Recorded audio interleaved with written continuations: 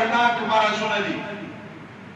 دویم شی اتباع د سنت چې د نبی علیه الصلاة والسلام د سنتو مونږ تلاش کړو چې نبی علیه السلام کوم سنت طریقې دي دا سنتو طریقو مونږ خوب کې هم په ناسته هم په ویښه هم په ګرځېدا کې هم په مدرسې کې هم باره هم او کور کې هم د دې پابندي کوشش کوو او زما عزتمنو دا لار د تقوا ده او دا لار د عزت او د احترام ده.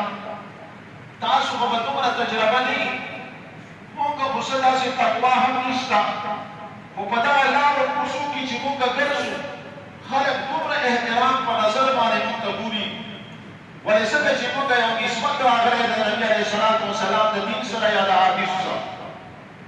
تاسو هم د نبی علیه الصلاة والسلام د دین سره د نبی علیه الصلاة والسلام د علومو سره د نبی علیه الصلاة والسلام د طریقو سره تعلق راغلی ده. نو کوشش دا وکړو چې د ستاسو په جمیع اعضاو باندې د نبی علیه الصلاة والسلام د اتباع رنګ او اثر ښکاري. نو دویم شی اتباع د سنت او دریم شی تقوا. دا درې شیان انتهایی ضروري دي. تقوا د الله نه خشیت، د الله نه یره، د الله